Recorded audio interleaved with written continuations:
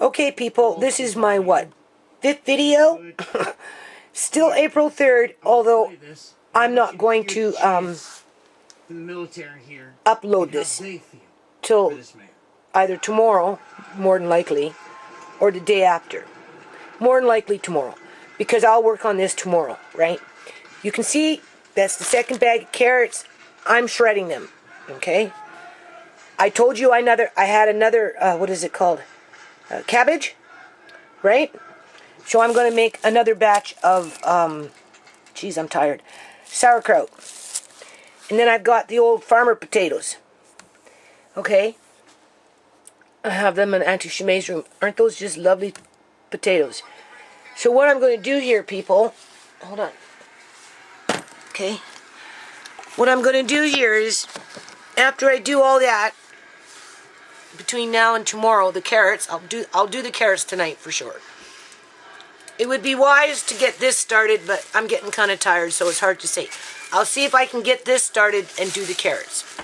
And then tomorrow, I'll make the farmer meal, okay? In terms of, I've already got sauerkraut in the fridge, and I've got more carrots downstairs, so maybe I'll do something with carrots. And I've got the potatoes here. I'm looking for that little canned ham that I had, and I've got the sauerkraut, right? But I don't know where I put it. You know, this is funny, this stuff just sits on my counter, then I put it away, and then, like, not even 2 days later I want it, and I can't remember where I put it now. I did that with my no-name coffee. It was going crazy for a day and a half, couldn't find no coffee, and then I remember where I put it. So I got bacon, but I really wanted to use that canned ham with the sauerkraut, the carrots, and the potatoes, and make like a, you know, like a depression meal type of thing, right? In terms of like of what we're going through, right? And while I do this, you know, I feel like Donald Trump should spark up that Harvest Box program. I don't know what, I remember he was trying to bring it in. I don't know if it worked back in the day. I don't think so. But it's there, or at least the general blueprint of it. And I think he should put a cash infusion. If what we're going through in terms of this lockdown crap, right, then the President of the United States, he needs to make sure that people have basic food. And it's got to be cost effective and trade friendly. In other words, he may not have money to pay to have food shipped in from, we'll just say, India, right? But then maybe the United States has something that India wants. So versus dealing in money, they might deal in commodity. I'm just saying, we're going to make it fun, okay? We'll make it interesting and just pretend, okay? This is just a pretend, all right? So, but it's kind of serious because you could take it one step further and email the White House, right, asking for him to start up a Harvest Box program for the general public, for households and individuals who need it. And then, of course, in that box would be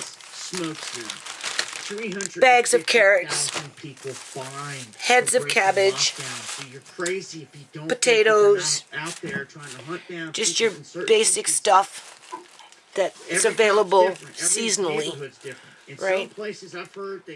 And where you have good public relations with outside countries that you can barter with. Right, because those countries themselves too don't necessarily have the money to buy maybe what the Americans have to sell, right? But to barter might be an idea. And then this way, what it will do is it will, if President Trump was to do such a thing, right, you know, what it would do is it would release that pressure that's building, right? And you could put in, for example, pamphlets in with those boxes to encourage people to ferment food, because the fermented food is more nutritional and filling people than it would be to just boil the cabbage and eat it. Okay? Don't give a And about his people. if you're having to, I don't want to say the downsize, but the word is kind of like... This guy is, I'll tell you what, he's a Hold on a minute. Duarte out of the Philippines. He says if people get caught, you know, breaking quarantine, we can just shoot them dead. Rob the doorman nailed it. Says it right there at the same time.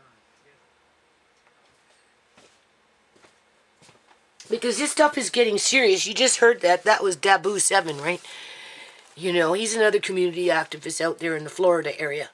He'd been online for a very, very long time and does his research pretty good. And, you know, some of these municipalities and districts and counties with their, you know, acting bodies of governance, they're taking advantage of the situation and they're trying to bring in totalitarian laws on the fly in terms of it's fucking free-for-all, right? And, you know, in some areas, I don't know exactly where he was talking about, but he just said that if you break the curfew or you walk out of your house, you're going to be shot down dead.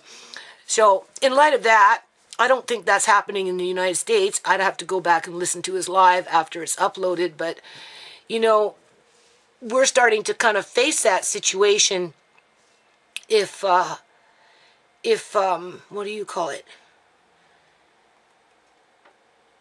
If there isn't e-commerce, I guess you can say. You need the e-commerce, one, to keep the people busy and occupied. And two, you need the e-commerce to be able to, you know, fill a need, right? Fill a need. You gotta feed hungry tummies, right? And to sustain, you know, the economy, right? Okay. So anyway, I'm losing you here. I'm losing myself. So we're gonna make this fun. And I would recommend that after we have a kind of a generic plan of what we think we'd like to see happen in the event that this situation that we're finding ourselves in is long-lasting and obviously being exploited, right? Because that underground economy is flourishing people, okay? And people are going to take advantage of it one way or another, right? Especially people in power.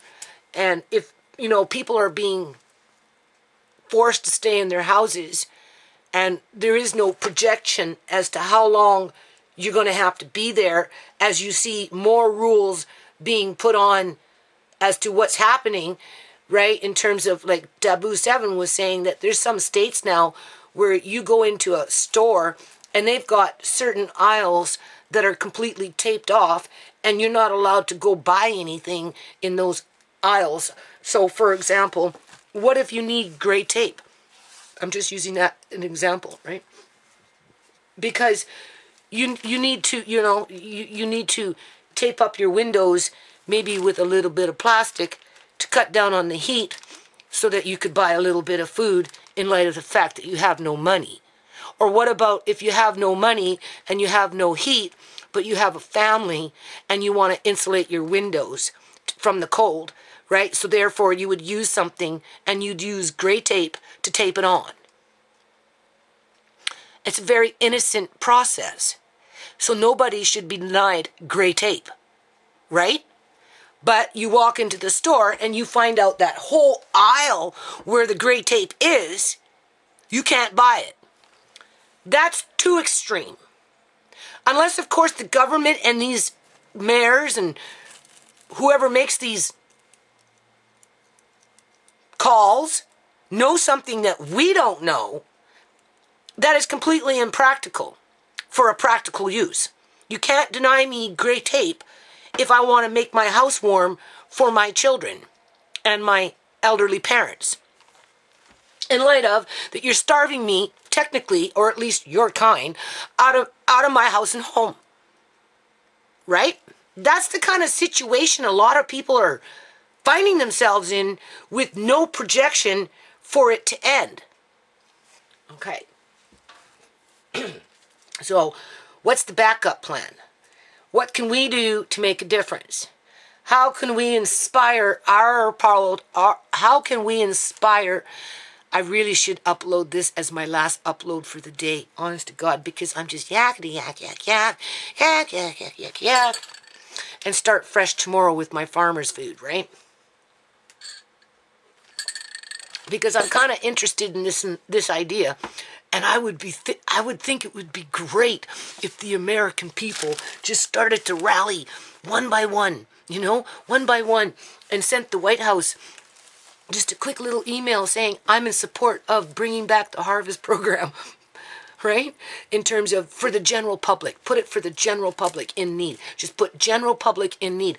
It should be available to anyone that needs it, people. I don't care if your income is $200,000 a year or if your income is $2,000 a year. If you really need it, come get a box of food. Good, wholesome food that you can make food with, and you can make food that can be satisfying and to take away the hunger, as well as provide great nutrients, right? That's why I recommend sauerkraut, homemade fermented sauerkraut, because you don't need to eat a lot of that in order to satisfy your appetite. And it provides you with all the right kind of electrolytes and probiotics to sustain your body through maybe a famine, okay? In the old days, when they were out in the ships, what did they have? Cabbage, sauerkraut. So, instead of sitting at home worrying, you know, we need to mobilize. That's what we need to do. We need to mobilize one at a time and let those emails trickle in and let the news get out there until eventually Trump himself hears it. Because if he likes the idea and can see that it would be economical and I don't want to say charitable, but it would be merciful. Okay, merciful. I think it would be more merciful because I'm not looking at the 80,000 and up group. I'm looking at the 80,000 and below. That's not to say that those above 80,000 in terms of income aren't just as worthy to have the same kind of food. Okay? And then what it does is it releases that pressure that's building in the pressure, because even if this then goes on for a while, people can learn to adapt themselves around their, you know, quota in terms of this is, you get 5 heads of cabbage, you get 2 bags of rice, and you know, you apply it per individual, per family, and it should be available to anybody who really needs it. And you know, I just think that would be the morally responsible, just, merciful thing for a president to do. But how is a president to do that if the people don't ask him to? So if you like the idea, don't even wait for permission. Just email the White House and let them know that you want them to bring back the Harvest Box program for the general population of the United States of America. That's all you have to write, and then push send. If enough of those emails, sooner or later, somebody's going to pay attention. And regardless of what the financial, monetary economy is sitting at, they can barter with it, people. They can barter. And through barter, well, then it becomes diverse. Because we don't know who has what and what is willing to barter with. Right?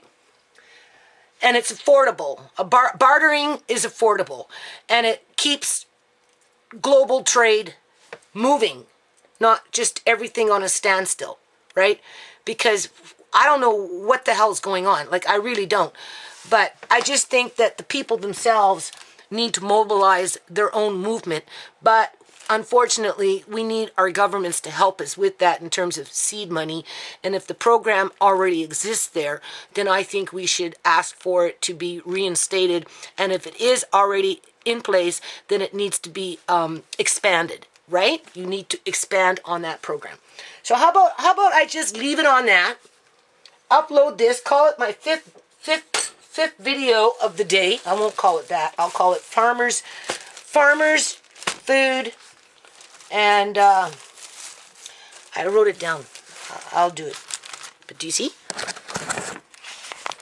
I mean, who wouldn't be happy? I'd be happy if somebody gave that to me and I had nothing. And just with this and a few of those, this you can make into 8 separate meals, feed 4 per family per meal, and that in itself is so nutritious after it's been fermented. Do you see what I'm trying to say?